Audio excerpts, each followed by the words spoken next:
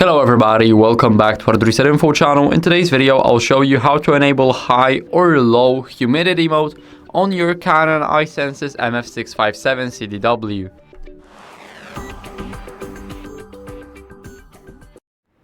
So first, what we need to do is we need to go over to the menu. Now here select Adjust and Maintenance and go to Adjust Image Quality. Now here, let's go to Special Processing. And here we have the high humidity mode. So as you guys can see, we can enable it just like this. And as you guys can see, the print density may change whenever we turn this on. And now let's go over to the low humidity mode. Here we also have the question mark, what it does.